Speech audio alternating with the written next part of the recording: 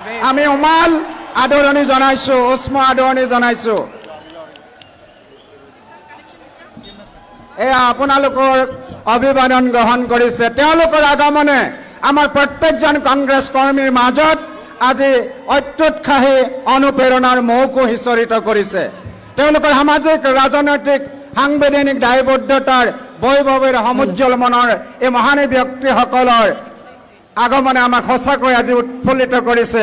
আমি সেই শকতি বান্ধি লৈ আমি আকৌ আমাৰ নিজৰ অঞ্চললৈ যাম। এয়া মাননীয় অতিথিবৃন্দই মঞ্চত আসন গ্ৰহণ কৰি আছে।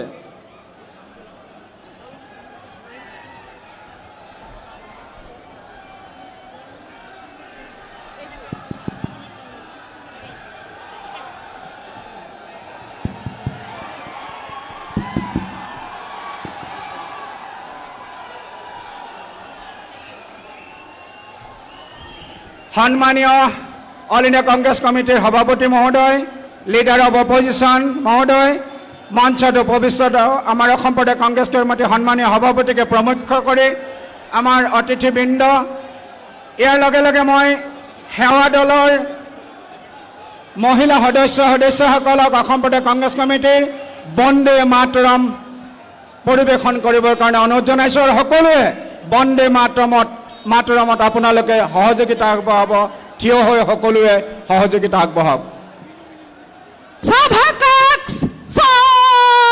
वंदे मातरम एक साथ शुरू करेंगे। वंदे मातरम, वंदे मातरम, सुजलाम सुफलाम मलया शीतलाम शस्य श्यामलाम मातरम, वंदे मातरम, शुभ्रज्योत्स्ना पुलकितयामिनीं फुल्लकुसुमिता द्रुमदलशोभिनीं सुहासिनीं सुमधुरभासिनीं सुखदां वरदां मातरं, वन्दे मातरं, वन्दे मातरं। ॐ मुरापुनार्दे ॐ मुर्शिकोनिदे এনেখন হুৱালা এনেখন হুফলা এনেখন মৰমৰ দে। ও মোৰ হুৰিয়ামান অসমৰ হুৱালিমান, পৃথিৱীৰ কতো বিচাৰি জনমটো নোপোৱা কৰিলেও পাৰ। ও মোৰ উপজাঠাই, ও মোৰ অসমীয়াই, চাই লওঁ এবাৰ মুখানি তোমাৰ, হেঁপাহ মোৰ পলোৱা নাই। প্লিজ আপোনালোকে নিজৰ নিজৰ আসন গ্ৰহণ কৰক। মই অসম প্ৰদেশ কংগ্ৰেছৰ মহিলা সেৱা দলৰ সকলোকে আন্তৰিক ধন্যবাদ জ্ঞাপন কৰিছোঁ। এতিয়া আমি মঞ্চত উপবিষ্ট আমাৰ অতিকৈ শ্ৰদ্ধাৰ সন্মানীয় অতিথিবৃন্দক ফেলিচিটেশ্যন কৰিবৰ কাৰণে, সম্বৰ্ধনা জনাবৰ কাৰণে মই অসম প্ৰদেশ কংগ্ৰেছৰ সাধাৰণ সম্পাদক শ্ৰীযুত প্ৰদ্যুৎ ভূঞা আৰু আমাৰ সন্মানীয় বিধায়ক ৰেকিবুদ্দিন আহমেদ ডাঙৰীয়াক আহ্বান জনাইছোঁ।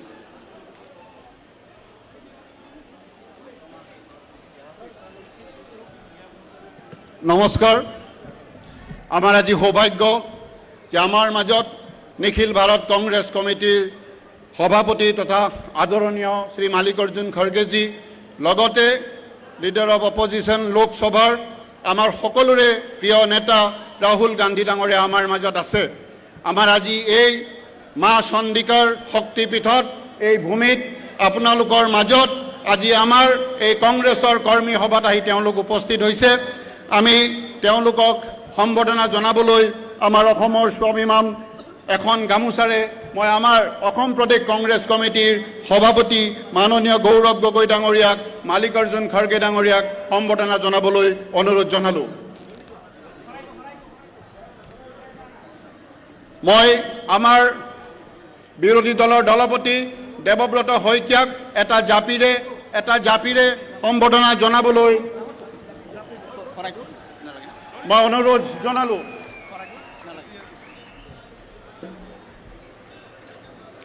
মই আমাৰ ৱৰ্কিং প্ৰেচিডেণ্ট জাকিৰ হুছেইন চিকদাৰ ডাঙৰীয়াক এখন এৰী চাদৰে তেখেতক সম্বৰ্ধনা জনাবলৈ অনুৰোধ জনালোঁ। ইয়াৰ পাছত মই আমাৰ আনগৰাকী ৱৰ্কিং প্ৰেচিডেণ্ট প্ৰদীপ চৰকাৰ ডাঙৰীয়াক এখন চেলেং চাদৰেৰে তেখেতক সম্বৰ্ধনা জনাবলৈ অনুৰোধ জনালোঁ।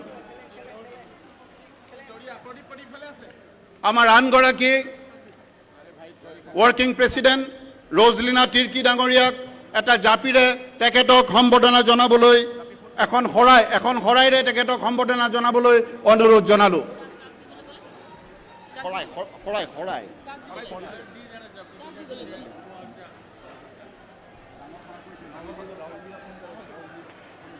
আমি আমাৰ অসম প্ৰদেশ কংগ্ৰেছ কমিটিৰ সভাপতি মাননীয় গৌৰৱ গগৈ ডাঙৰীয়াক, আমাৰ নেতা, আমাৰ প্ৰিয় নেতা ৰাহুল গান্ধী ডাঙৰীয়াক এটা জাপিৰে এখন গামোচা আৰু গামোচা কিয় লৈ যোৱা তুমি?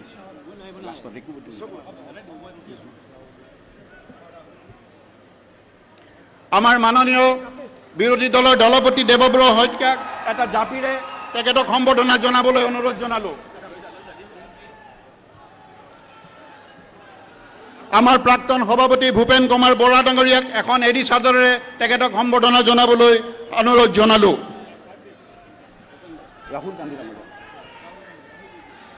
আমাৰ সাংসদ ৰকিবুল হাছান হুছেইন ডাঙৰীয়াই এখন চেলেং চাদৰেৰে আমাৰ প্ৰিয় নেতা ৰাহুল গান্ধী ডাঙৰীয়াক সম্বৰ্ধনা জনাব আৰু আমাৰ ৰেকিবুদ্দিন আহমেদ ডাঙৰীয়াই এটা শৰাইৰে তেখেতক সম্বৰ্ধনা জনাব।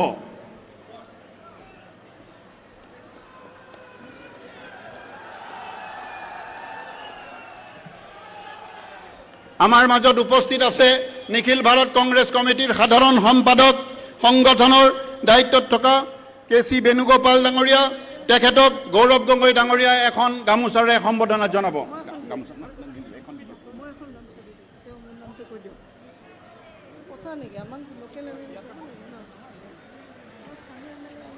আমাৰ মাজত আছে আনগৰাকী সাধাৰণ সম্পাদক জিতেন্দ্ৰ সিং ডাঙৰীয়া, তেখেতেও এখন ফুলাম গামোচাৰে সম্বৰ্ধনা জনাব আমাৰ সভাপতি গৌৰৱ গগৈ ডাঙৰীয়াই।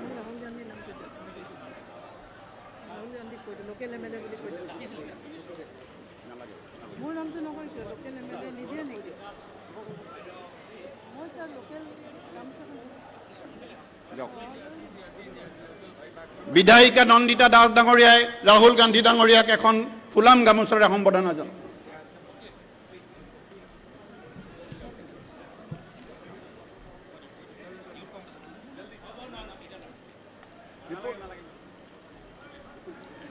এইখিনিতে আমি আমাৰ সম্বৰ্ধনা অনুষ্ঠান সামৰিছোঁ। মই বিপুল গগৈ ডাঙৰীয়াক পৰৱৰ্তী অনুষ্ঠান চলাই নিবলৈ অনুৰোধ জনালোঁ।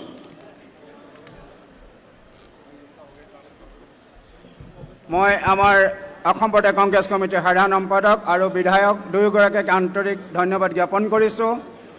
এতিয়া আমাৰ শান্তি আৰু প্ৰগতিৰ তৃষ্ণাটোৰ ইতিমধ্যে তৃতীয়বাৰ সাংসদ হৈ সংসদৰ মজিয়াত উদাত্ত কণ্ঠৰে তেজস্বী বাগ্মিতাৰে আলোড়ন সৃষ্টি কৰা তেখেতৰ চমকপ্ৰদ পাৰদৰ্শিতাৰে ভাৰতবৰ্ষৰ নয়নত দোলায়িত হ'বলৈ সক্ষম হোৱা, ভাৰতৰ ৰাজনৈতিক মঞ্চত তেখেতৰ ত্যাগ সেৱা সততাৰে অমোচন অম্লান ৰূপৰেখা অংকন কৰা এগৰাকী আমাৰ অতিকৈ শ্ৰদ্ধাৰ সকলোৰে আদৰৰ সংসদত ডেপুটি লিডাৰ অৱ অপজিশ্যন আৰু অসম প্ৰদেশ কংগ্ৰেছ কমিটিৰ সন্মানীয় সভাপতি শ্ৰীযুত গৌৰৱ গগৈ ডাঙৰীয়াক তেখেতৰ বক্তব্য ৰাখিবৰ কাৰণে মই অনুৰোধ জনাইছোঁ।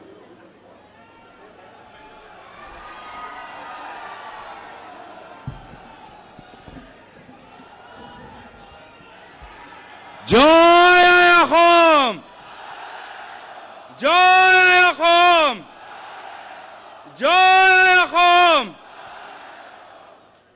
ধন্যবাদ। আজি বনগাঁও ছয়গাঁৱত কংগ্ৰেছ দলৰ ব্লক আৰু মণ্ডল কংগ্ৰেছৰ সভাপতিসকলৰ লগত অনুষ্ঠিত হোৱা আজি এখন কৰ্মী সভাত উপস্থিত থকা আমাৰ কংগ্ৰেছ দলৰ সভাপতি মাল্লিকাৰ্জুন খাৰ্গে ডাঙৰীয়া, উপস্থিত থকা বিৰোধী দলৰ দলপতি মাননীয় ৰাহুল গান্ধী ডাঙৰীয়া, উপস্থিত থকা নিখিল ভাৰত কংগ্ৰেছ সমিতিৰ সাধাৰণ সম্পাদক কেচি বেণুগোপাল ডাঙৰীয়া, AICC general secretary Jitendra Singh ডাঙৰীয়া, বিধায়িনী দলৰ দলপতি দেৱব্ৰত শইকীয়া ডাঙৰীয়া, মঞ্চত উপস্থিত থকা প্ৰাক্তন সভাপতি ভূপেন বৰা ডাঙৰীয়া, ৰকিবুল হুছেইন ডাঙৰীয়া, ৰিপুণ বৰা ডাঙৰীয়া আৰু মঞ্চত উপস্থিত থকা জ্যেষ্ঠসকল, ইয়াত উপস্থিত থকা সতীৰ্থসকল আৰু ইয়াত উপস্থিত থকা আমাৰ দলৰ কৰ্মীসকল,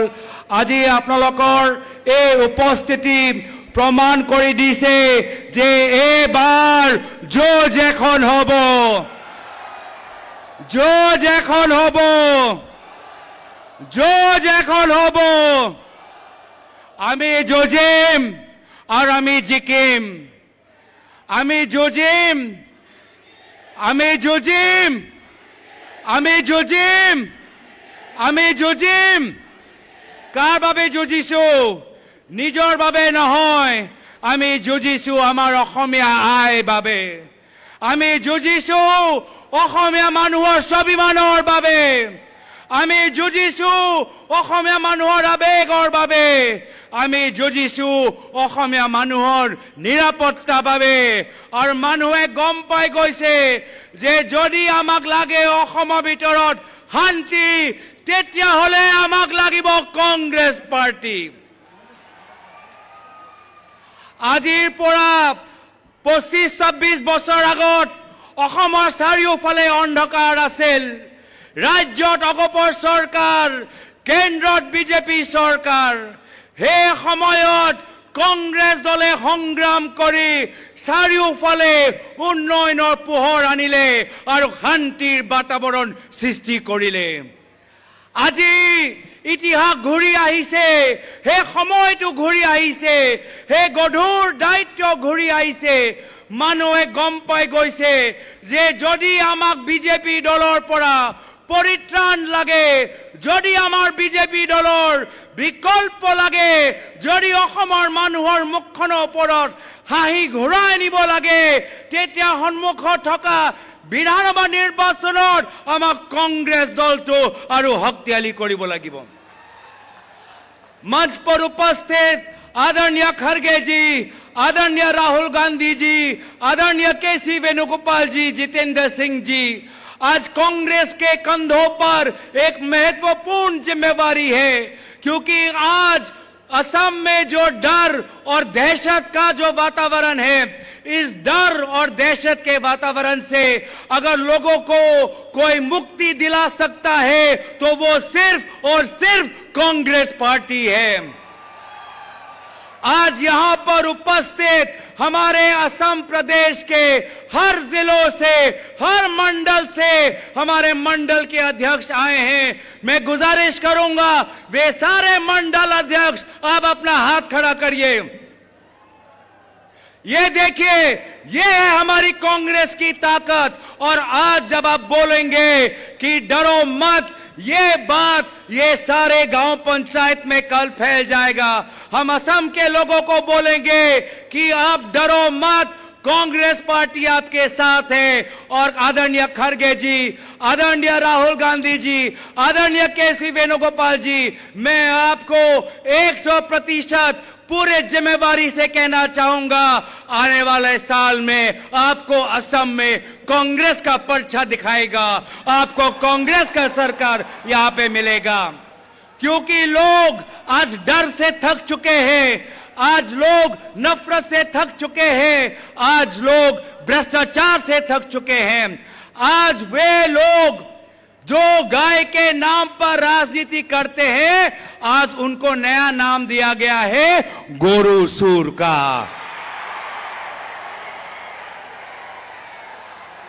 মানুহে কি কয়, মানুহে কি কয়, মানুহে কি কয়? আজি তেওঁলোকে কি ভাবিছে যে দুখীয়া মানুহক উচ্ছেদ কৰি আমালোকৰ মাজত বিভাজন কৰিব, কিন্তু আজিৰ তাৰিখত আমি সকলোৱে অসমীয়া দুখীয়া মানুহ, খেতিয়ক, শ্ৰমিক আমি একজোট। সেয়া বড়ো হওক, কাৰ্বি হওক, ৰাভা হওক, মিচিং হওক, ধৰ্মীয় সংখ্যালঘু মানুহ হওক, ভাষিক সংখ্যালঘু মানুহ হওক, আমি সকলোৱে জানো যে আমাৰ ওচৰত ভূমিপট্টা নাই, আমাৰ ওচৰত মাটিপট্টা নাই। আমাৰ মাটিখিনি আদানীক দি দিছে, আমাৰ মাটিখিনি আম্বানীক দি দিছে। আজি অসমৰ ভিতৰত দুখীয়া মানুহৰ ওচৰত মাটিপট্টা নাই। আজি যদি মাটি কাৰোবাৰ হাতত আছে, সেয়া হ'ল মামা, মামী, আদানী আৰু আম্বানী। আৰু সেইকাৰণে এই বিজেপি চৰকাৰ ভয় কৰে যে অহা বছৰ যেতিয়া কংগ্ৰেছৰ চৰকাৰ আহিব, এটা এটা টকাৰ হিচাপ জনসাধাৰণক দিব লাগিব।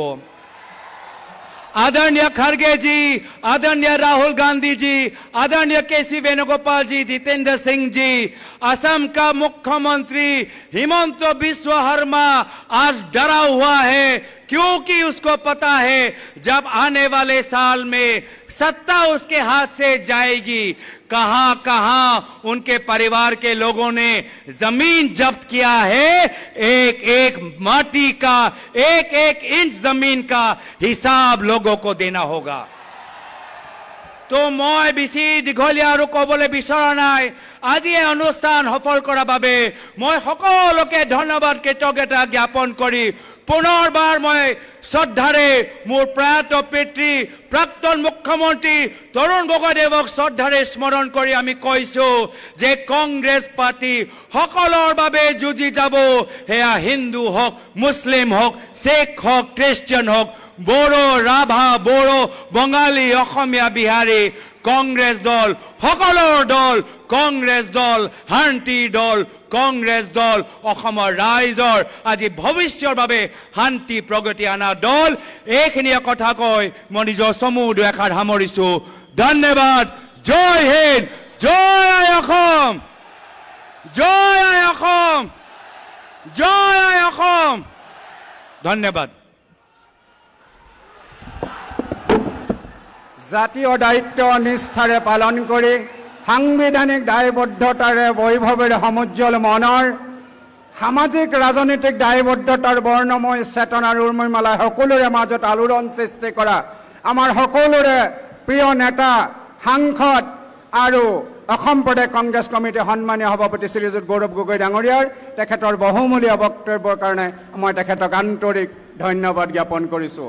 মই এতিয়া অনুৰোধ জনাব খুজিছোঁ আমাৰ সকলোৰে শ্ৰদ্ধাৰ আদৰৰ SCLP লিডাৰ শ্ৰীযুত দেৱব্ৰত শইকীয়া ডাঙৰীয়াক আপোনালোকক উদ্দেশ্যি তেখেতৰ বহুমূলীয়া ভাষণ আগবঢ়াবৰ কাৰণে।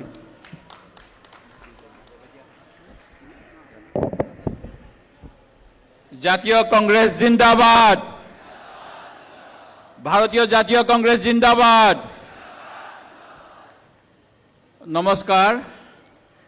আজিৰ সভাত উপস্থিত নিখিল ভাৰত কংগ্ৰেছ কমিটিৰ শ্ৰদ্ধাৰ সভাপতি মল্লিকাৰ্জুন খড়গে ডাঙৰীয়া, আমাৰ লোকসভাৰ বিৰোধী দলৰ দলপতি তথা আমাৰ সকলোৰে আদৰৰ নেতা ৰাহুল গান্ধী ডাঙৰীয়া, আমাৰ জেনেৰেল ছেক্ৰেটাৰী সংগঠন শ্ৰদ্ধাৰ কেচি ভেনুগোপাল ডাঙৰীয়া, অসমৰ সাধাৰণ সম্পাদক তত্ত্বাৱধায়ক শ্ৰীযুত জিতেন্দ্ৰ সিং ডাঙৰীয়া, আমাৰ সভাপতি গৌৰৱ গগৈ ডাঙৰীয়া, মঞ্চত উপবিষ্ট আমাৰ কংগ্ৰেছ দলৰ নেতাসকল আৰু মোৰ সন্মুখত উপস্থিত অসমৰ বিভিন্ন প্ৰান্তৰ পৰা অহা, বিভিন্ন জিলা, ব্লক, মণ্ডলৰ পৰা অহা আমাৰ সতীৰ্থ কংগ্ৰেছ কৰ্মীসকল, আজিৰ দিনটো আমাৰ সকলোৰে বাবে এটা অতি আনন্দৰ দিন। আজি আমাৰ অসমৰ সকলো কংগ্ৰেছ কৰ্মীৰ সাহস আৰু উৎসাহ বৃদ্ধিৰ বাবে খৰ্গে ডাঙৰীয়া আৰু আদৰৰ ৰাহুল গান্ধী ডাঙৰীয়াই তেখেতসকলৰ ব্যস্ত কৰ্মসূচীৰ মাজৰ পৰা সময় উলিয়াই আমাৰ মাজত উপস্থিত হৈছে। মই সকলো কংগ্ৰেছ কৰ্মীৰ হৈ দুয়োগৰাকীকে হিয়া ভৰা কৃতজ্ঞতা জনাইছোঁ। আমাৰ অসম আজি সংকটৰ মুখত। বিজেপি চৰকাৰে শদিয়াৰ পৰা ধুবুৰীলৈকে ব্ৰহ্মপুত্ৰ উপত্যকাৰ পৰা বৰাক উপত্যকালৈকে চাৰিওফালে বিভিন্ন তেওঁলোকৰ কামৰ মাজেৰে অসমৰ জনগণৰ মাজত অশান্তি আৰু বিভ্ৰান্তিৰ সৃষ্টি কৰিছে। আজি ডক্টৰ হিমন্ত বিশ্ব শৰ্মা ডাঙৰীয়াই অসমক ভাৰতবৰ্ষৰ শ্ৰেষ্ঠ 5খন ৰাজ্যৰ শাৰীত তুলিম বুলি ক'লেও স্বাস্থ্য, শিক্ষা, প্ৰশাসন, কৃষি, যুৱকৰ সমস্যা সমাধান বিভিন্ন দিশত চৰকাৰী হওক বা বেচৰকাৰী হওক সকলোবোৰ প্ৰতিষ্ঠানৰ প্ৰতিবেদন অনুসৰি আমি তলৰ ফালৰ পৰা 5খন ৰাজ্যৰ ভিতৰত আছোঁ। আনফালে এটাৰ পিছত আন এটা কেলেংকাৰী এই চৰকাৰখনৰ সময়ত আমি উদঙাবলৈ সক্ষম হৈছোঁ। ডক্টৰ হিমন্ত বিশ্ব শৰ্মা চৰকাৰে প্ৰায় 1.8 লাখ কোটি টকাৰ ঋণৰ বোজা ইতিমধ্যে যোৱা 9 বছৰত আমাৰ অসমীয়া মানুহৰ মূৰৰ ওপৰত জাপি দিছে আৰু যাৰ ফলত আমাৰ প্ৰতিজনৰ ওপৰত 50,000 টকাও হ'ব। কিন্তু 2016 চনত আমাৰ প্ৰয়াত মুখ্যমন্ত্ৰী তৰুণ গগৈ ডাঙৰীয়াক তেখেতসকলে সমালোচনা কৰিছিল আৰু কৈছিল মাত্ৰ 10,000 টকা ঋণ থকাৰ বাবে তেওঁ অসমৰ কোনো উন্নয়নমূলক কাম কৰিব নোৱাৰে। আজি আমাৰ অসমখন বিভিন্ন কুটকৌশলেৰে আদানী, আম্বানী, পতঞ্জলি, বেদান্তক গতাই দিয়াৰ বাবে অসম চৰকাৰে এটা চক্ৰান্ত কৰিছে। আজিৰ এই বিজেপি চৰকাৰখন ইষ্ট ইণ্ডিয়া কোম্পানীৰ চৰকাৰৰ নিচিনাকৈ বিজেপি বহিৰাগত পুঁজিপতিৰ চৰকাৰ হৈছে। তেখেতসকলে ভালৰি লগাবলৈ ভূমিপুত্ৰ, খিলঞ্জীয়া, ভূমিহীন লোকসকলক আদানী আম্বানীৰ কথামতে উচ্ছেদ কৰিছে। কিন্তু প্ৰচাৰ চলাইছে সন্দেহযুক্ত বাংলাদেশীৰ উচ্ছেদ। 11 বছৰ শাসনত থকাৰ পিছতো 16 মে 2014 চনত অসমক বাংলাদেশী মুক্ত কৰিম বুলি কোৱাৰ পিছতো মুখ্যমন্ত্ৰী মহোদয় এতিয়া বাংলাদেশী ভূত দেখাই আছে অসমৰ ৰাইজক আৰু অসমীয়াক আভুৱা ভাৰিছে আৰু তথাকথিত বাংলাদেশীৰ বিৰুদ্ধে এটা আন্দোলন তেখেতসকলে ৰাজনৈতিকভাৱে চলাই আছে আৰু এই উচ্ছেদিতসকলক কিন্তু এহাতেদি উচ্ছেদ কৰাৰ পিছত অন্য স্থানত পইচা দিছে, সংস্থাপিত কৰিছে। আমি বিদেশীৰ সংস্থাপন নহয়, অসম চুক্তি অনুসৰি আমি বিতৰণ বিচাৰোঁ। যদিহে সঁচাকৈ বিদেশী তেখেতসকলক বাংলাদেশলৈ কিয় পঠোৱা হোৱা নাই? এই ভৰ বাৰিষাৰ সময়ত কোনো পুনৰ সংস্থাপনৰ ব্যৱস্থা নোকোৱাকৈ আবাল বৃদ্ধ বনিতাক ঘৰৰ পৰা ৰাস্তালৈ উলিয়াই দিছে। তেখেতসকলৰ লালসাৰ বাবে লখিমপুৰত কঠীয়াতলিত বুলডোজাৰ চলাইছে, উচ্ছেদ কৰিছে। তেওঁলোকক লাগে কেৱল টকা আৰু সম্পত্তি, লাগিলে তাৰ বিনিময়ত অসমৰ যুৱক যুৱতীৰ সপোন থানবান হৈ যাওক। বিজেপি চৰকাৰৰ উন্নয়ন প্ৰকল্পৰ উমান আমি গৰুখুটি প্ৰকল্পতে পাইছোঁ, যি গৰুখুটিৰ পৰা গীৰ গাই তেওঁলোকে নিজে নিজে লৈ গুচি গ'ল। মুঠৰ পৰা যিবিলাক প্ৰকল্পই আনিছে তাৰ পৰা কেনেকৈ বিজেপিৰ নেতাসকলে নিজে বা অঙহী বঙহীয়ে লাভ ল'ব পাৰে সেই কথাই তেওঁলোকৰ প্ৰাথমিকতা। কয়লাৰ পৰা বালিলৈ, গৰুৰ পৰা মুৰ্গীলৈ, চুপাৰীৰ পৰা গুটকালৈ বিজেপিৰ চৰকাৰৰ ছত্ৰছায়াত সিন্ডিকেট চলি আছে আৰু তাৰ ওপৰত ৰেড হোল মাইনিং, অবৈধ খনন ইত্যাদি বিভিন্নবিলাক হৈয়ে আছে। অসমৰ 6 জনগোষ্ঠীৰ জনজাতিকৰণ এমাহৰ ভিতৰত কৰিম বুলি কোৱা বিষয়টোৰ পৰাও চৰকাৰে ফালৰি কাটি আছে। চাহ শ্ৰমিকৰ মজুৰি 351 টকা কৰিম বুলি কোৱাৰ পিছত এতিয়া তেওঁলোকক 5,000 টকা দি ইলেকশ্যনৰ আগে আগে ভোট কিনাৰ ষড়যন্ত্ৰ কৰিছে। মুঠৰ ওপৰত এই চৰকাৰখনক আমি বাকী ফাঁকি আৰু মাটিৰ চৰকাৰ বুলি যে ক'ব লাগিব ই নিশ্চিত। আজি অসমৰ না জল না থল অৱস্থা, এফালেদি বানপানী, আনফালে কৃষিভূমিত পানী নাই। নদী বান্ধে এৰি দিয়া পানীয়ে ৰাইজক এহাতেদি জীয়াতো ভোগাইছে, আনফালে কৃষি কাৰ্যৰ বাবে মানুহে আকাশলৈ চাই ৰৈ থাকিব লগা হৈছে। অসমৰ যি ভূমি, এই ভূমিৰ মাত্ৰ 20% পানীৰ ব্যৱস্থা আছে বুলি বিধানসভাত ইতিমধ্যে মন্ত্ৰীয়ে স্বীকাৰোক্তি দিছে। কিন্তু 2016 চনত তেখেতসকলে সকলো খেতি পথাৰত পানী দিম বুলি আমাক বিজেপিৰ দৃষ্টিপত্ৰত উল্লেখ কৰিছিল। যি জল জীৱন মিছনৰো একেই অৱস্থা, হৰ জল পানীৰ জাগাত এতিয়া অকল পানীৰ পাইপটো থাকে কিন্তু কোনো পানী নাথাকে। আজি অসমৰ এই হাহাকাৰ পৰিস্থিতিৰ পৰা মানুহৰ মনোযোগ অন্য ফাললৈ নিবলৈ হিমন্ত বিশ্ব শৰ্মা ডাঙৰীয়াই জাতি বিদ্বেষ ধৰ্ম বিদ্বেষত মনোনিৱেশ কৰিছে। তেখেতসকলৰ নীতি ইংৰাজৰ দৰেই ডিভাইড এণ্ড ৰুল।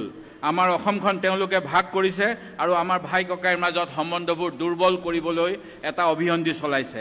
সমাজত যিমানেই হিংসা সন্দেহ বৃদ্ধি পায় তেওঁলোকে সিমানেই ভাল পায় আৰু তাৰ বাবে তেখেতসকলে অসমৰ শান্তিপ্ৰিয় জনগণৰ হাতত বন্দুক তুলি দিয়াৰ লাইচেঞ্চ দিম বুলিও ঘোষণা কৰিছে। আমি অসমৰ কংগ্ৰেছ কৰ্মীসকলে তেওঁলোকৰ এই সপোন পূৰণ হ'বলৈ নিদিওঁ। অসমক যেনেধৰণে অসমৰ জনগণক প্ৰতাৰণা কৰাৰ আকৌ ব্যৱস্থা কৰিব বিচাৰিছে তাৰ বিৰুদ্ধে আমি সংকল্প গ্ৰহণ কৰিব লাগিব। আমি 2024ত ঐক্য আৰু সংহতিৰ বাবে যুঁজিম। আমি অসমৰ ভৱিষ্যতৰ কাৰণে যুঁজিম। আমি অসমৰ কৃষকৰ কঠীয়াৰ মান ৰক্ষাৰ কাৰণে যুঁজিম আৰু এইবাৰ এখন নিশ্চিতভাৱে যুঁজ হ'ব। এই যুঁজত আমি সকলোৱে যুঁজিম আৰু জয়লাভ কৰিম। এখন যুঁজ নিশ্চিতভাৱে হ'ব আৰু এই যুঁজত আমি জয়লাভ কৰিম আৰু এই যুঁজৰ বাবে আমি সকলোৱে আগন্তুক সময়ছোৱাত কাম কৰিব লাগিব। আজিৰ সভাৰ পৰা এই আহ্বান জনাই মই মোৰ বক্তব্য সামৰিছোঁ। জয় আই অসম, ভাৰতীয় জাতীয় কংগ্ৰেছ জিন্দাবাদ।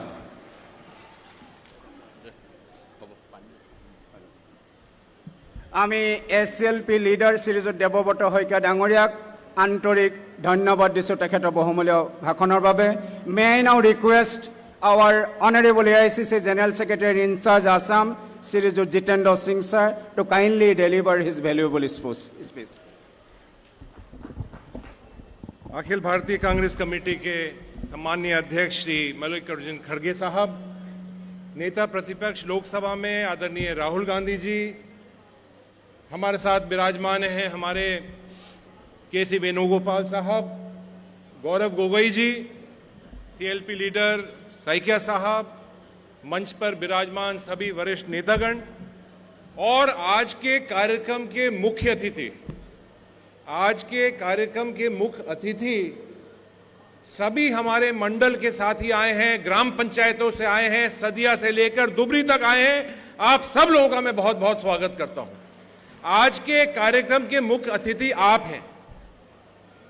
मैं बहुत बहुत धन्यवाद देता हूं माननीय राहुल गांधी जी को, खड़गे साहब को, कि आज की जो बैठक है वो एक अलग तरह की बैठक है। मुझे लगता नहीं है कि कई देश के अंदर इस तरह की बैठक हुई है जहां पार्टी के कार्यकर्ता, जो पार्टी की आन बान और शान है, जो हमारी पार्टी की नींव की पत्थर है, उनसे मिलने के लिए आप आए हैं। आपका बहुत बहुत धन्यवाद।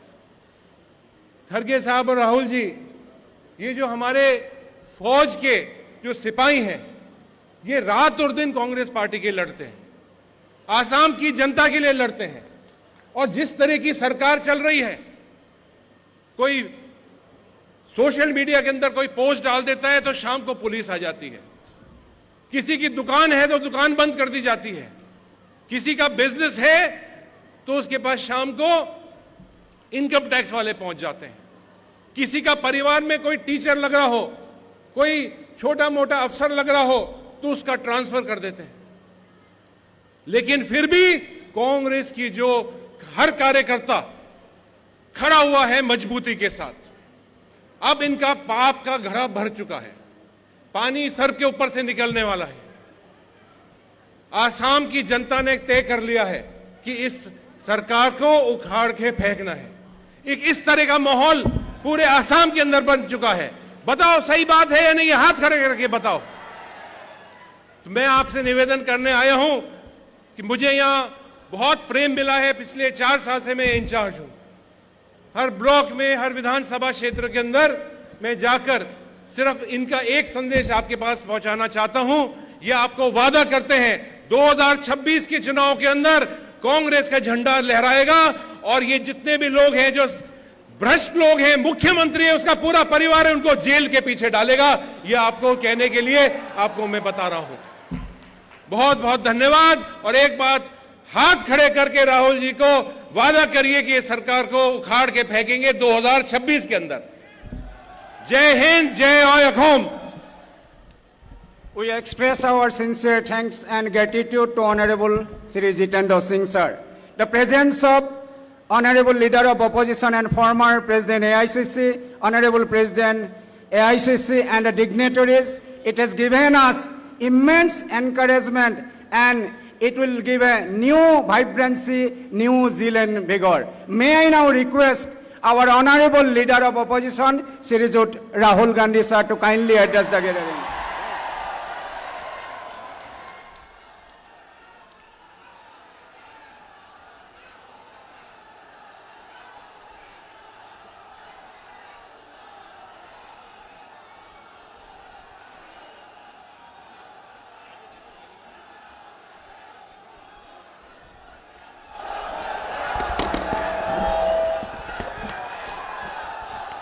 मल्लिकार्जुन खड़गे जी, केसी वेणुगोपाल जी, जितेंद्र सिंह जी, गौरव गोगोई जी,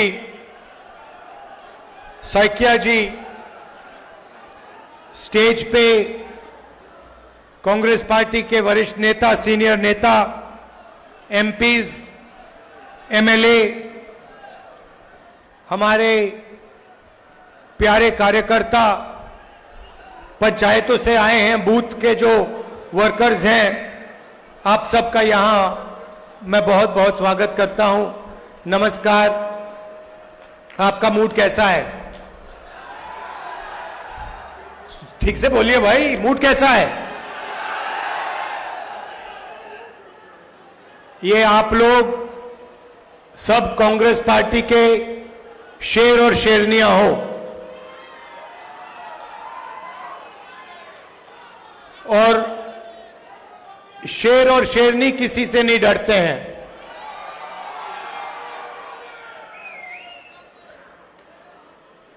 आप हमारी रीढ़ की हड्डी हो, कांग्रेस पार्टी की बैकबोन हो, आपके खून में, आपके डीएनए में कांग्रेस पार्टी की विचारधारा है और ये पूरे देश में विचारधारा की लड़ाई चल रही है। एक तरफ आरएसएस नफरत और हिंसा की विचारधारा, बांटने की विचारधारा, भाई को भाई से लड़ाने की विचारधारा, और दूसरी तरफ कांग्रेस पार्टी सत्य और अहिंसा की विचारधारा,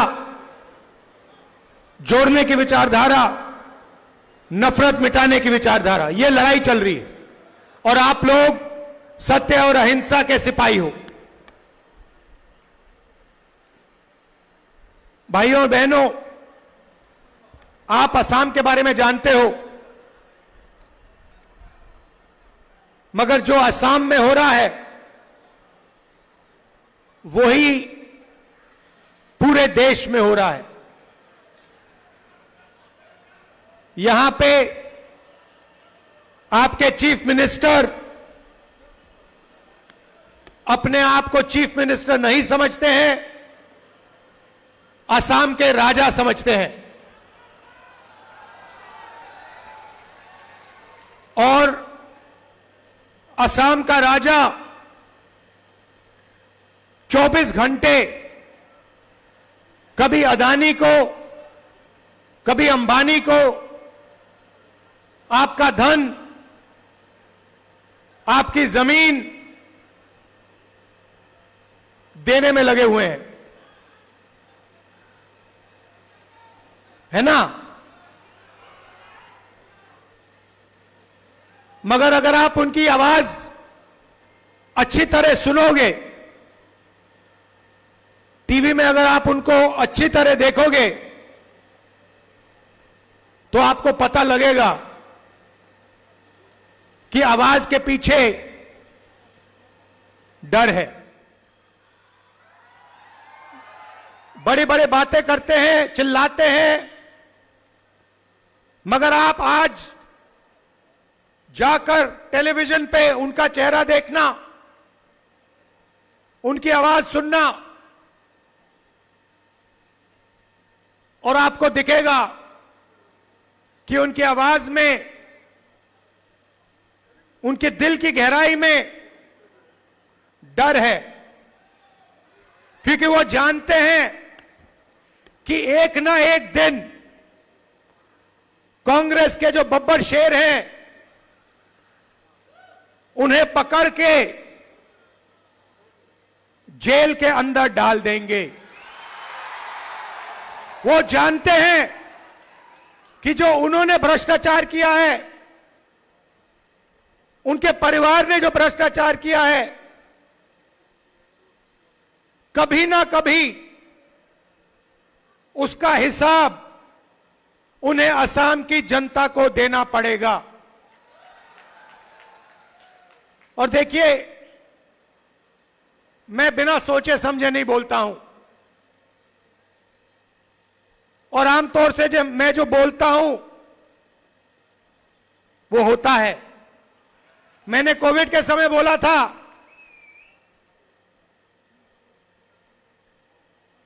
नोटबंदी के समय बोला था, गलत जीएसटी के समय बोला था, और नतीजा आपको दिखा। और मैं आज आपको बोल रहा हूं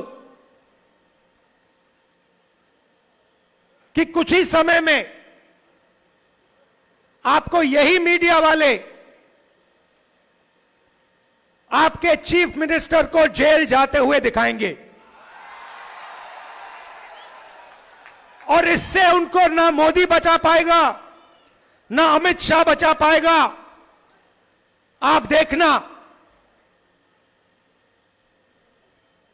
वो जेल के अंदर आपको दिखेंगे। और ये काम कांग्रेस पार्टी नहीं करेगी, ये काम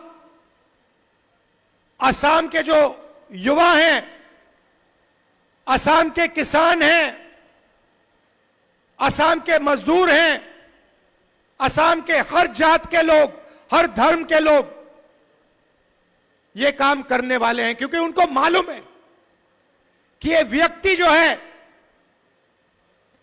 ये एक भ्रष्ट व्यक्ति है।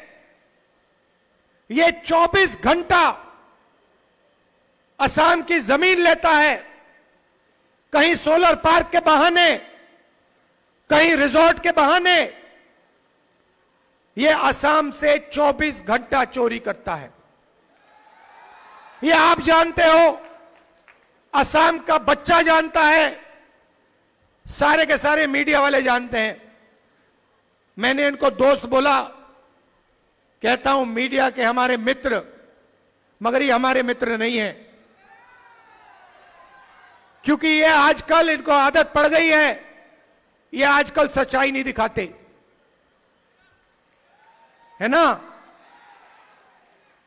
ये जो अंबानी जी कहते हैं, अदानी जी कहते हैं, आपके चीफ मिनिस्टर कहते हैं, वो दिखाते हैं 24 घंटा।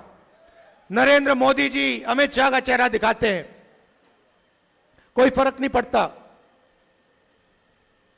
इनका कोई असर नहीं पड़ता, क्योंकि सच्चाई असम की जनता जानती है, असम की जनता के दिल में है। और आप देखना, कुछ ही समय में चुनाव होगा, और आप देखना कांग्रेस पार्टी इस चुनाव को स्वीप करके जीतेगी। यहां पे हमने एक नई टीम खड़ी की है, और मैं गौरव गोगोई जी को, बाकी टीम को बधाई देना चाहता हूं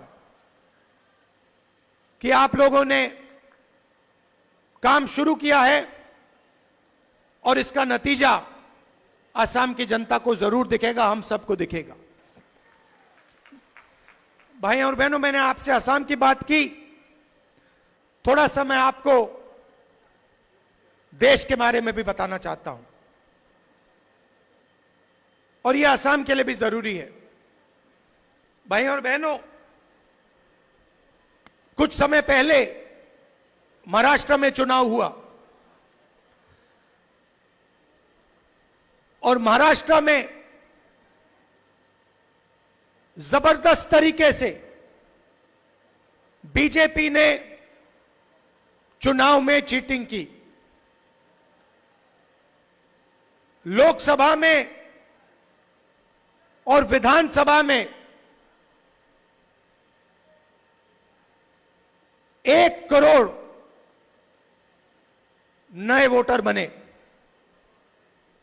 लोकसभा खत्म हुआ,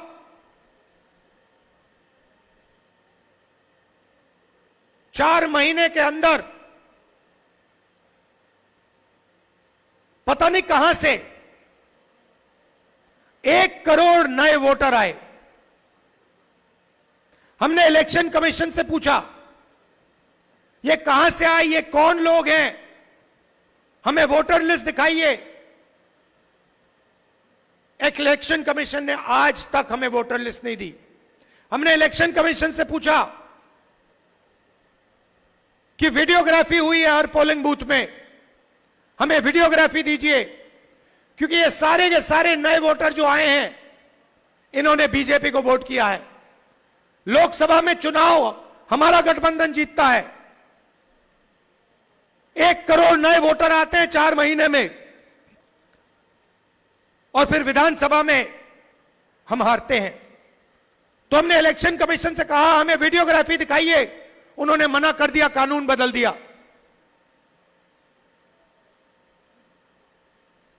भाइयों और बहनों, महाराष्ट्र का चुनाव बीजेपी ने और इलेक्शन कमीशन ने चोरी किया है, मैं आपको इस स्टेज से कह रहा हूं। और वही काम वो बिहार में करने की कोशिश कर रहे हैं। आपको मालूम होगा कि उन्होंने बिहार में नई वोटर लिस्ट तैयार करनी शुरू कर दी है, और उस वोटर लिस्ट में लाखों करोड़ों लोगों को वो हटा रहे हैं। किसको हटा रहे हैं?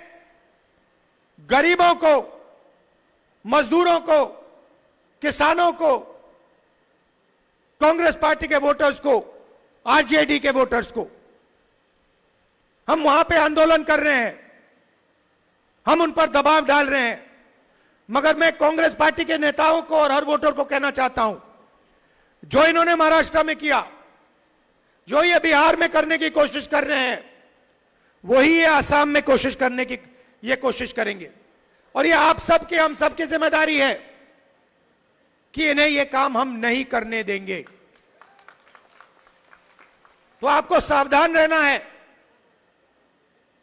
क्योंकि ये बीजेपी वाले और इलेक्शन कमीशन ये एक साथ आजकल काम कर रहे हैं। इलेक्शन कमीशन अपनी जिम्मेदारी नहीं निभा रहा है। इलेक्शन कमीशन पूरे तरीके से बीजेपी और उनकी नेताओं की बात सुन रहा है।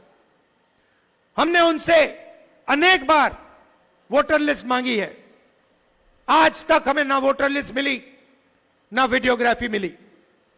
बहाने बनाते हैं, मैंने चिट्ठी लिखी है, बहाने बनाते हैं, अपना काम नहीं करते हैं। तो आपको सावधान रहना है, आपकी लीडरशिप को सावधान रहना है। और यहां पे हम सबकी जिम्मेदारी है कि वोटर लिस्ट सही तरीके से बने, और वोटर लिस्ट में सारे के सारे लोग जो भी आसाम में रहते हैं, सारे के सारे लोग उस वोटर लिस्ट पे हों। भाइयों और बहनों, जो असम में हो रहा है वो हिंदुस्तान में हो रहा है। यहां पे आपकी जमीन हजारों एकड़ किसी ना किसी बहाने अदानी को, अंबानी को, रामदेव को दी जाती है।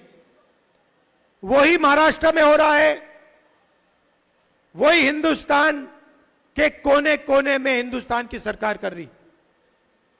जहां भी आप जाएं, जो छोटे बिजनेस वाले हैं, जो देश की रीढ़ की हड्डी हैं, किसान हैं, मजदूर हैं, उनको खत्म किया जा रहा है। और 5-6 अरबपतियों को हिंदुस्तान का जल, जंगल, जमीन, धन पूरा का पूरा दिया जा रहा है। यह लड़ाई है। यह देश 5-6 अरबपतियों का नहीं है,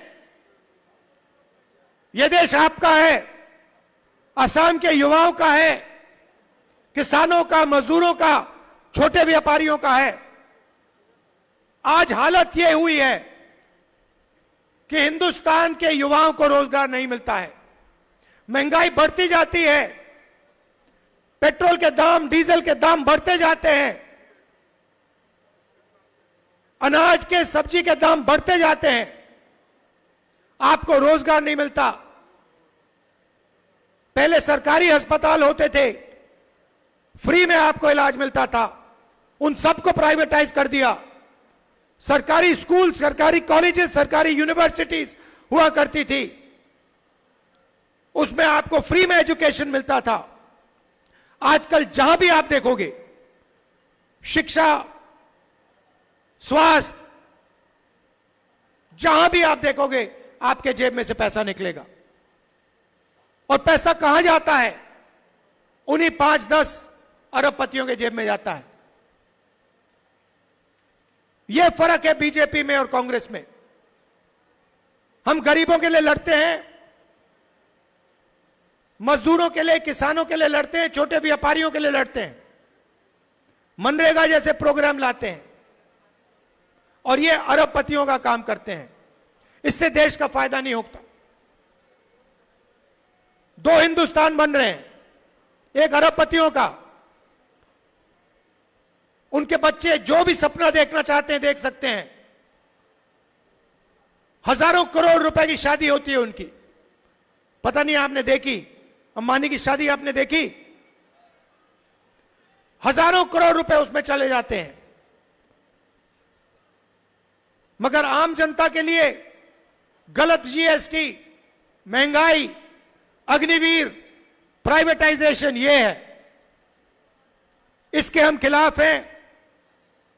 और लड़ाई विचारधारा की है। असम में भी आप लोग जो आए हो, हमारे पोलिंग बूथ से आए हो, हमारे जो वर्कर हैं, आप कांग्रेस पार्टी की विचारधारा को लेकर चलते हो। आपके दिल में हमारी विचारधारा है, और इसके लिए मैं आप सबको दिल से धन्यवाद करना चाहता हूं कि आप हमारे शेर हो, हमारी शेरनियां हो, और आप हमारे लिए लड़ते हो, हमारी विचारधारा की रक्षा करते हो। दिल से मैं आपका धन्यवाद करता हूं। और अंत में मैं फिर से दोहरा रहा हूं, आप आज शाम को अपने चीफ मिनिस्टर की आंखों में, टीवी में आंखों में देखिए। अगर आप ठीक से देखेंगे, उनका डर आपको दिखेगा। और याद रखिए, चुनाव के बाद आपके चीफ मिनिस्टर इसी मीडिया में आपको जेल में दिखाई देंगे। आप सबका दिल से धन्यवाद, नमस्कार, जय हिंद।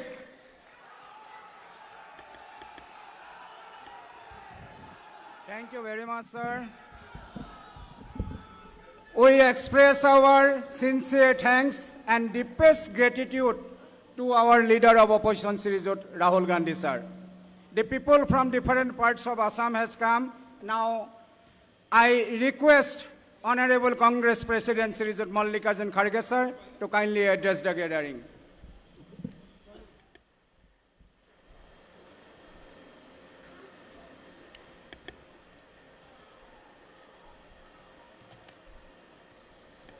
इस मंच पर बैठे हुए leader of opposition Shri Rahul Gandhi ji, K C Venugopal ji, Jitendra Singh ji, Gaurav Gogoi ji, Debabrata Saikia ji, और एमपीज, एमएलएज, और इस सभा के आए हुए, इस सभा में जो ब्लॉक कांग्रेस के प्रेसिडेंट हैं, मंडल प्रेसिडेंट्स हैं, और सारे मेरे भाइयों और बहनों यहाँ पर आए हैं। आप सबको मैं नमस्ते करता हूँ। और मेरे प्यारे भाइयों और बहनों, ये आसाम कांग्रेस के लिए एक मजबूत गढ़ है। शायद आसाम के लिए बीजेपी 1940 से कोशिश कर रही है यहां पर बीजेपी की गवर्नमेंट बनाने के लिए, लेकिन आज तक बीजेपी की गवर्नमेंट यहां पर नहीं बन सकी। लेकिन कांग्रेस के एक आदमी को उधार लेकर आसाम का चीफ मिनिस्टर बीजेपी ने बनाया है। आरएसएस नहीं बना सकी। 1940-41 से वो कोशिश कर रहे हैं यहां पर, लेकिन नहीं हो सका। लेकिन एक आदमी हमसे निकलकर भाग गया और वो आज यहां पर चीफ मिनिस्टर बन के बैठा है। मैं आपको ये बताना चाहता हूं कि 1926 में कांग्रेस का 51वां सत्र यही गुवाहाटी में हुआ था। अब 2026 में जब कांग्रेस सत्र को 100 साल होने जा रहे हैं, 100 साल पहले यहां पर कांग्रेस पार्टी का एक बहुत बड़ा सम्मेलन हुआ था और उसको अब 100 साल हो रहे हैं। तो इतना महत्व आसाम के लिए कांग्रेस पार्टी दी है, देते आई है, आगे भी देते रहेगी। भाइयों, राहुल गांधी जी, मैं खुद, हमारी पूरी टीम ने आसाम की जनता के साथ मिलकर एक मजबूत रणनीति बनाई है और मैं गोगोई को धन्यवाद देता हूं कि उन्होंने एक डिप्टी लीडर होते हुए भी आसाम में काम करने के लिए राहुल जी के कहने पर उन्होंने स्वीकार किया और आज उनके नेतृत्व में आप इतनी बड़ी संख्या में लोग आए हैं। एक नौजवानों साथी को राहुल जी ने आपको दिया है, उससे काम लेना है, उनको मदद करना है। अगर उनको मदद करेंगे, ये अपने आप को मदद किए जैसा होगा। इसीलिए मैं आपसे यही कहूंगा कि कांग्रेस पार्टी हुकूमत में आएगी तो यहां से भ्रष्टाचार निकलेगा। यहां जो आसाम के चीफ मिनिस्टर सबसे विश्वासघात कर रहे हैं, सबको डरा रहे हैं और यहां तक कि लूटम लाट चल रही है। और इतनी लूट शायद किसी स्टेट में नहीं हुआ जो लूट आसाम में आज हो रहा है।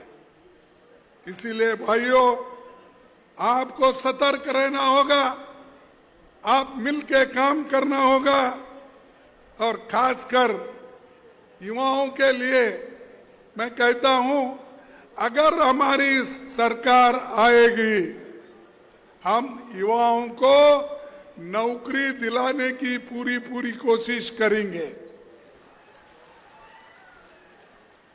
लेकिन बीजेपी ने वायदा किया, आज तक एक नौकरी नहीं दी। घर घर भटक रहे हमारे युवा लोग और सरकार में कई नौकरियां हैं, सेंट्रल गवर्नमेंट में कई नौकरियां खाली है, वो क्यों नहीं भर्ती कर रहे हैं? वो भी परसों मैं देखा 31-40 हजार की भर्ती हो गई, ऐसा सुना, और मोदी सर्टिफिकेट दे रहे उनका। अरे पंडित जवाहरलाल नेहरू जी, उनके जमाने में बड़े बड़े कारखाने हो गए, बड़े बड़े पब्लिक सेक्टर बने, लाखों लोगों को नौकरी मिली, मेडिकल कॉलेज बने, इंजीनियरिंग कॉलेज बने, बड़े बड़े रास्ते बने। लेकिन इनके जमाने में एक भी ऐसा काम नहीं हुआ जो लोग याद रख सके या लोगों का फायदा हो सके। तो एक बोगस गवर्नमेंट है। इस बोगस गवर्नमेंट को आप सबक सिखाना चाहिए। क्या करना चाहिए? आवाज नहीं क्या आपके पास? सबक सिखाना चाहिए। सिखाएंगे आप? सिखाएंगे? देखो, सबक जब तक आप नहीं सिखाएंगे, ये मजदूर को लूटेगा, गरीबों की जमीन छीन लेगा, हर एक के बिल्डिंग पर कब्जा करेगा, हर एक के जमीन को, पानी को, सब जल जंगल जमीन सभी लूटेगा। लुटेरे को अगर और मजबूत करेंगे तो हर गरीब और तंग होते जाएगा, गरीब गरीब होते जाएगा और अमीर अमीर होते जा रहा है। अभी आपने बताया कि अदानी अंबानी कैसा निकले भाई। अरे ये अंबानी का तो शुरू में 8,000 करोड़ की संपत्ति थी इसके पास, आज 13 लाख करोड़ कहां से आया? कौन दिया? इसी ने दिया, मोदी साहब ने दिया। मोदी हमेशा अपने मित्रों को अपने पैसे से मदद करके मजबूत करता है और कहता है जाओ गरीबों को लूटो, गरीबों को शोषण करो, और गरीबों को शोषण करके तुम 75% तुम लो, 25% मेरे को दो, मेरी आरएसएस और पार्टी को बढ़ाना है। ये उनका उद्देश्य है। और यहाँ हमारे जो चाय बागान के मजदूर हैं, उनकी हालत क्या है? उनको मिनिमम वेजेस नहीं मिलते। मिलते हैं? मिनिमम वेजेस नहीं मिलते। और उनको कम से कम तनख्वाह दी जाती है, 250 रुपए, जिस जगह उनका डिमांड है 350 से 400 रुपए मांग रहे, लेकिन उधर उनका ध्यान नहीं है, चीफ मिनिस्टर का ध्यान नहीं। और चीफ मिनिस्टर अपने आप को इस देश का, आसाम का बादशाह मानता है, शहंशाह मानता है। अरे भाई, जब तक लोग डेमोक्रेसी में आपको वोट देते रहेंगे तभी तो आप चीफ मिनिस्टर रहेंगे। लेकिन गलती से आपको वोट मिले, चोरी कर ली और आप आज चीफ मिनिस्टर बन के बैठे हैं, लेकिन जो वोट दिए उनका गला काट रहे हैं। ये ऐसे लोग हैं, बीजेपी, आरएसएस और हमारे क्या चीफ मिनिस्टर का नाम, हेमंत, ये काम कर रहे हैं। तो भाइयों, आज जो मिनिमम वेजेस का है ये भी उन्होंने नहीं कर रहे, और लेबर कोड जो गरीबों के लिए थे वो लेबर कोड भी इन्होंने, मोदी जी ने उस 4 जितने भी कोड थे 30-40 वो सभी को मिला के 4 को कोड कर दिए। सबको डराते हैं और खासकर प्रेस वालों को भी डराते हैं, मीडिया को डराते हैं, चैनल को डराते हैं। अगर कोई लिखने वाला है, प्रेस जर्नलिस्ट, उसको भी डराते हैं। और सभी लोग, चंद लोग डरते हैं, चंद लोग डरते नहीं। जो डरते नहीं वो जनता के साथ है, जो डरते हैं वो जनता के खिलाफ है, ये मैं कहूंगा। ये बात ध्यान रखना कि आसाम के लोग इतने आसानी से डरने वाले नहीं हैं, वो मजबूत है। वो अपने आप को यहाँ पर एक होकर काम करने की शक्ति रखते हैं। और घुसपैठियों का नाम लेकर इन्होंने आसाम में सबको डराने की कोशिश कर रही। अब भाई हम तो चाहते हैं जो जेन्युइन लोग हैं, जो यहाँ ही रहने वाले हैं, जिनका नाम है, उन लोगों को आप दीजिए। जिनका नहीं है, जो घुसपैठी है, वो बात और है। आपके पास कानून है, कानून से काम करो। लेकिन कानून से काम वो नहीं करना चाहते। ये दोनों डबल इंजन बोलते ना, वो यूपी में बहुत बोलता है योगी, हमारे योगी जी, वो हमेशा यूपी में डबल इंजन सरकार। कौन डबल इंजन? एक योगी की सरकार यूपी की और एक मोदी की सरकार केंद्र में। और यहाँ वो देखकर, या हेमंत भी यही शुरू किया है, ये डबल इंजन की सरकार आसाम में बहुत काम कर रही है। कहाँ काम कर रहे भाई? हम देखे, तुम तो केंद्र में भी तुम्हारी सरकार है ना। हम निकले गुवाहाटी से, हमारे को सिर्फ 30 किलोमीटर का रास्ता 2 घंटे लगा, 2 घंटे। और ये है इनकी गवर्नमेंट, और ये कहते हैं हम डेवलपमेंट करेंगे। अरे डेवलपमेंट के नाम से तो आप पैसे खा रहे हैं, डेवलपमेंट के नाम से आप लोगों को लूट रहे हैं।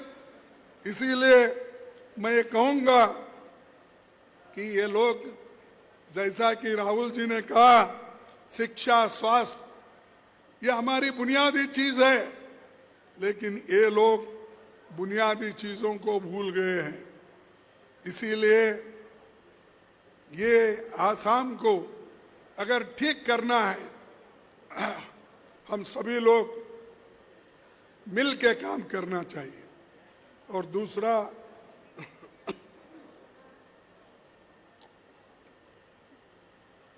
मैं आपको एक बात बताना चाहता हूं। राज्य में, आसाम में, आसाम के लोगों के ऊपर 2 लाख करोड़ रुपए का कर्जा है। 2 लाख करोड़, इतना कर्जा इन्होंने 10 साल में बना के रखा है। और ऊपर से बोलते डेवलपमेंट हो रहा है। अगर डेवलपमेंट हो रहा है, पैसे आपके पास है, तो क्यों 2 लाख करोड़ रुपए का यहां पर इतना कर्जा है? वो कर्जा आपको फेडना होगा, आपके सरकार सर पे वो आएगा।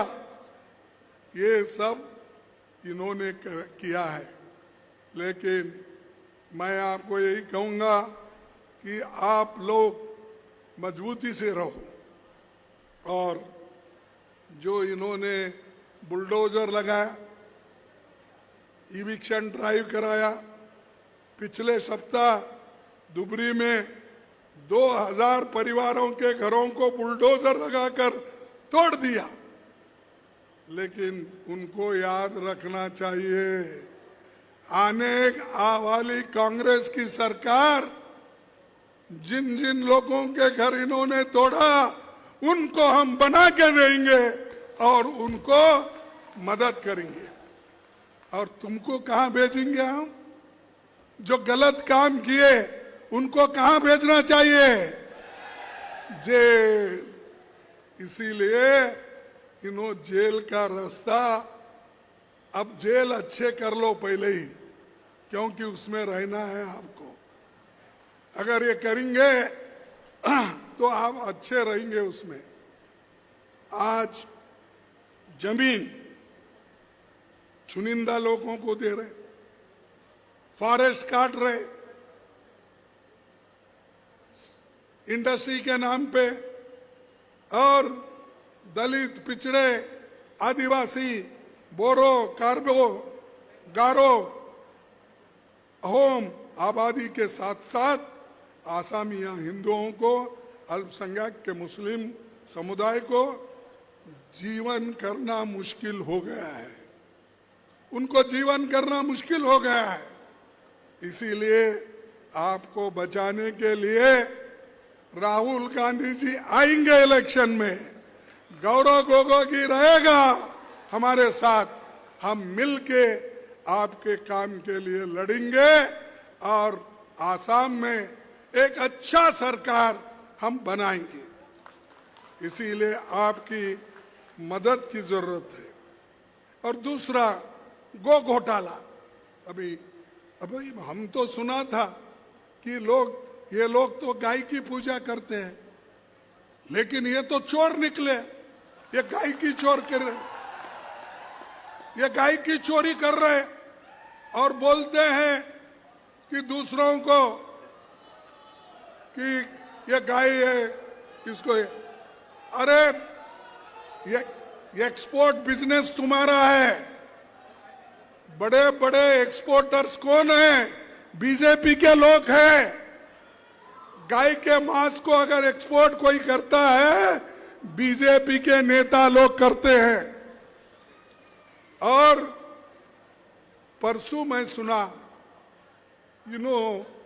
वो भी अहमदाबाद से गुजरात से लाए, क्योंकि गुजरात का और इनका बड़ा दोस्ती है ना, एक गुरु शिष्य है। इन्होंने 300 गाय खरीदी, गिर गाय, जो एक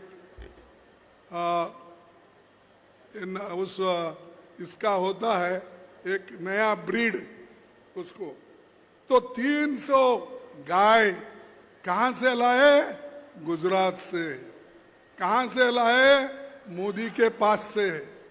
मोदी के पास से 300 गाय गरीबों को बांटने के लिए लाए, लेकिन उसमें 90 गाय गायब। वही बांट लिए। कौन बांट लिए? मंत्री। कौन बांट लिए? ऑफिसर। कौन बांट लिए? उनके लोग। अरे गरीबों के नाम से तो 300 गाय लाए, उसमें से 100 गायब हो गए। तो गायब, इसका मतलब ये गाय भी वही खाते हैं, दूध भी वही पीते हैं, चोरी भी वही करते हैं और दूसरों को चोर बोलते हैं। तो ऐसे लोग हैं, इनको हम सबक सिखाना लोगों के हित में जरूरी है। भाइयों, मुख्यमंत्री ये बोलता है, आप सुने होंगे, क्या कहता है? मुख्यमंत्री बोलता है समाज में जहर फैलाता है और कहता है सुअर पालो, जमीन बचा लो। जैसी बात करते हैं, ऐसे लोग देश को कभी एकजुट नहीं रख सकते। अगर आप सुअर पालेंगे तो आपके जमीन ठीक रहेंगे, ये मुख्यमंत्री कहता है। अरे तुम तो हुकूमत कर रहे हो, लॉ एंड ऑर्डर तुम्हारे पास है, तुम लोगों को सुअर पालो, जमीन में छोड़ो तो लोग दूर से भाग जाएंगे। ये तुमने कहा, हमारा नहीं है। जो आदमी ऐसी नीच हरकतें करता है, उसको आप सबक सिखाना ही चाहिए। सिखाएंगे।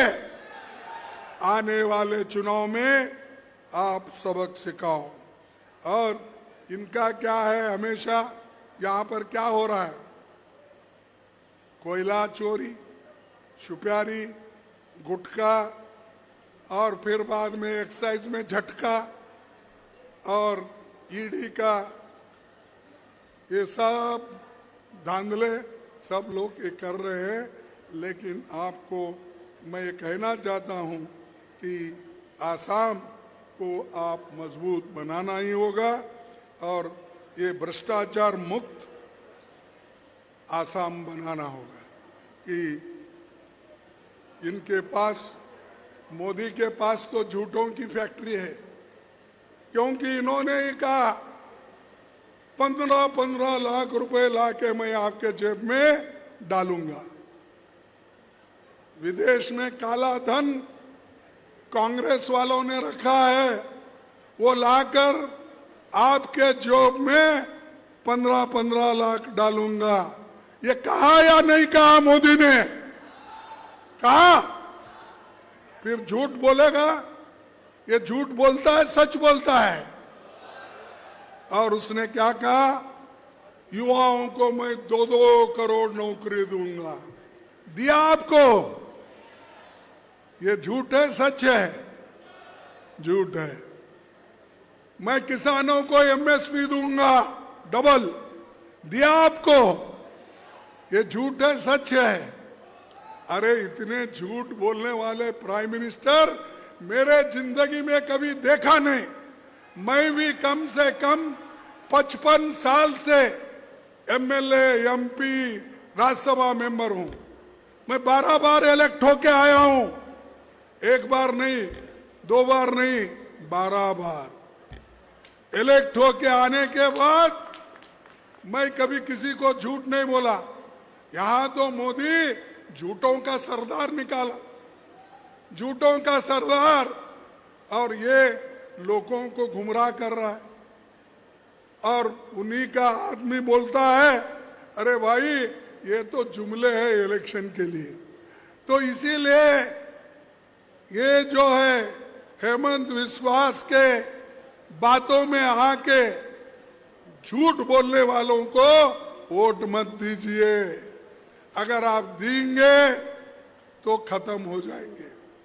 आपके ऊपर बहुत बड़ी जिम्मेदारी है। आपको इस देश को बचाना है, देश के संविधान को बचाना है, देश के लोकतंत्र को बचाना है, अपने आप को बचाना है। ये याद रखो। ये मोदी जी 2 दिन पहले मैंने कहा कि अपॉइंटमेंट लेटर बांट रहे थे। अरे मैं कभी नहीं सुना कि मैं जवाहरलाल नेहरू जी का पढ़ा देखा, उन्होंने कभी ऐसा लेटर नहीं बांटा अपॉइंटमेंट का। जो हमारे लाल बहादुर शास्त्री जी थे उन्होंने अभी कैसा नहीं किया, इंदिरा गांधी जी ने कहीं नहीं किया। उसके बाद में हमारे नेता राजीव गांधी जी ने कभी ऐसा नहीं किया, कोई भी नहीं किया। नरसिंह राव ने नहीं किया, खुद उनके जो है बीजेपी के नेता वाजपेयी नहीं किए। ये महाशय आके सबको अपॉइंटमेंट का लेटर ऐसा बांट रहा है। तेरा काम हो, आपका काम हुआ है? अरे आपका काम तो देश को सुरक्षित रखना है। आप तो देश देश फिर रहे, विदेश में जा रहे हैं, लेकिन मणिपुर में अंगार लगी हुई है। लोग, महिलाओं का रेप हो रहा है, घर जलाए जा रहे हैं, वहां क्यों नहीं गए?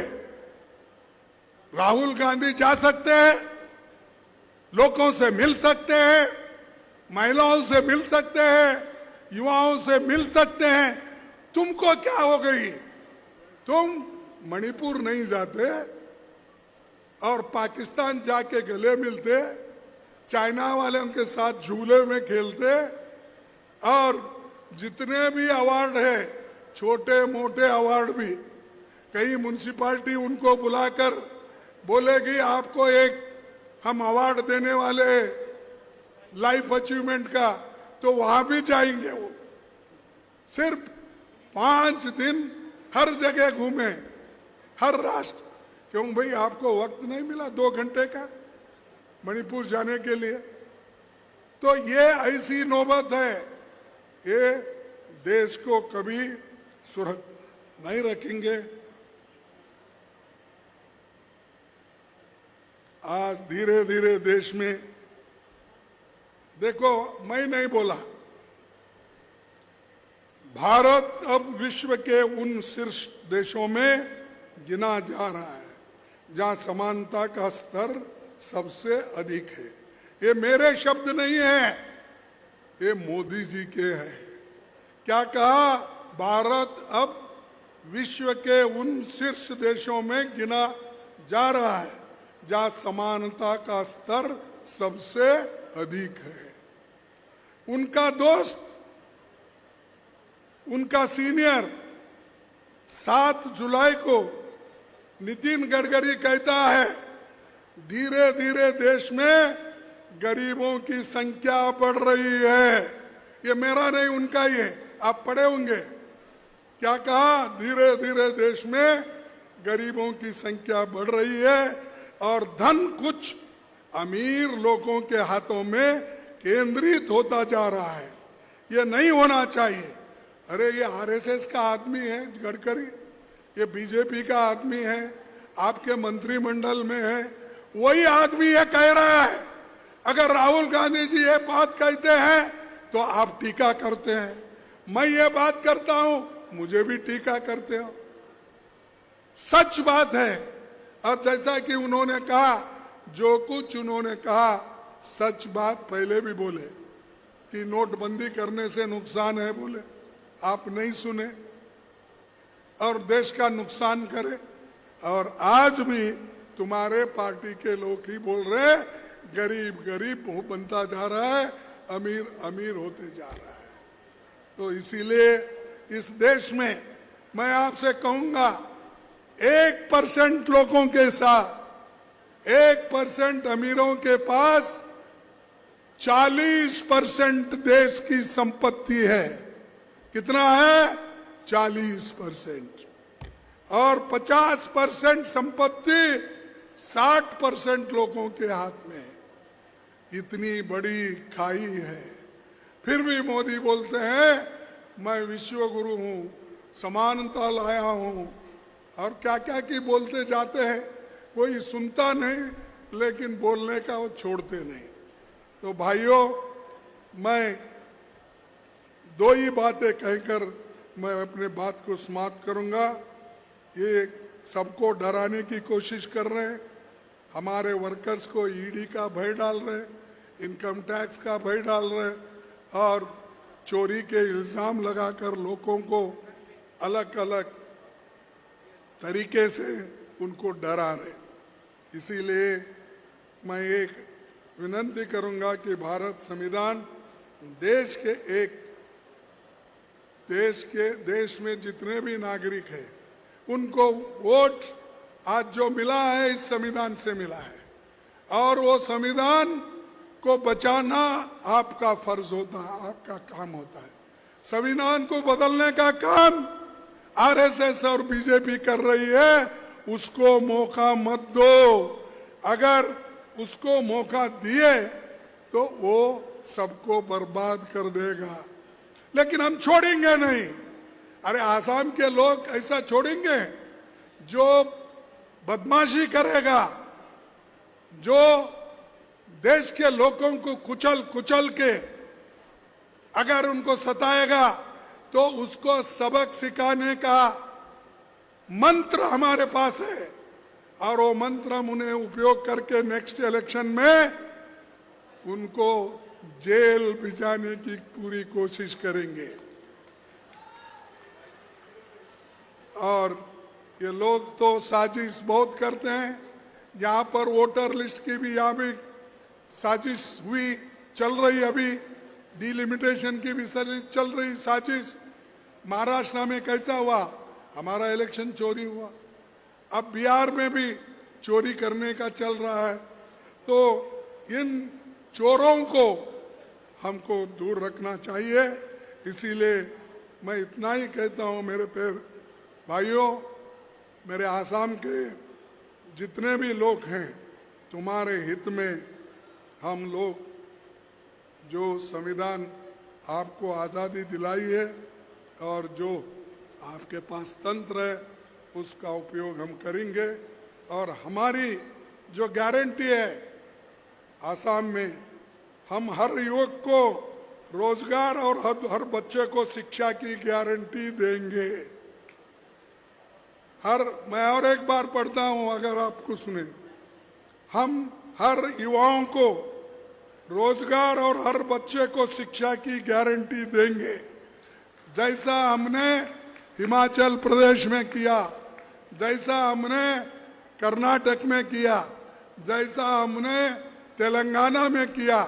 हमने जो गारंटी की बात बोली थी, राहुल जी ने जो गारंटी की बात कही थी, उसको निभाने वाले अगर कोई है तो कांग्रेस पार्टी है, आप है, दूसरे कोई कुछ नहीं कर सकते। इसीलिए हर युवा को रोजगार, हर बच्चे को शिक्षा, ये तो गारंटी। चाय बागवान को करीब उनकी मजदूरी का पूरा हम बिड़ा उठाएंगे और मैक्सिमम उनको वेजेस दिलाने की कोशिश भी हम करेंगे। और भविष्य में हमारा जो आरक्षण है, ये आरक्षण को भी हम मजबूती के साथ रखेंगे। मैं ये खास करके दलित कम्युनिटी से कहूंगा, क्योंकि मैं खुद दलित कम्युनिटी से आता हूं और एससी, एसटी, ओबीसी से कहूंगा, भाइयों अगर आप सतर्क नहीं रहेंगे आपके रिजर्वेशन को भी वो लोग छीन लेंगे। तो मजबूत रहो, डरो मत। आजादी की बात भी अगर शेड्यूल कास्ट डरता है तो डरपुक है, वो मर जाता है। शेड्यूल ट्राइब को जान मिली है संविधान से, अगर वो भी अभी भी डरता है ऊपर वालों को या बड़े बड़े लोगों को, तो तुम कहीं के भी नहीं रहेंगे। तो इसलिए आप लोग डरना, मजबूती से काम करो और हम हमेशा आपके साथ है। पूरी पार्टी हमारी साथ है, राहुल जी साथ है, हम हैं, गोगोई है, अपोजिशन लीडर, जितने भी, मैं एक का नाम नहीं लेता, हम सब मिलके काम करते हैं, मिलके लड़ते हैं, मिलके सरकार को लाते हैं। इतना कह के मैं अपने भाषण को समाप्त करूंगा। एक दो स्लोगन मैं बोलूंगा, आपको भी आवाज देना होगा। जय हिंद। क्या यारो, कुछ पीछे के लोग भी नहीं बोल रहे।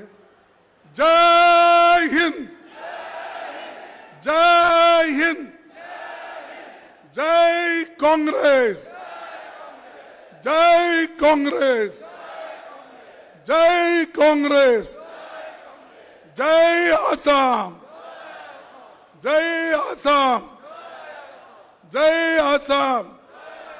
और बोलो, हम सब एक रहेंगे, हम सब एक रहेंगे। बस ये कहते हुए मेरे 4 शब्द को समाप्त करता हूं।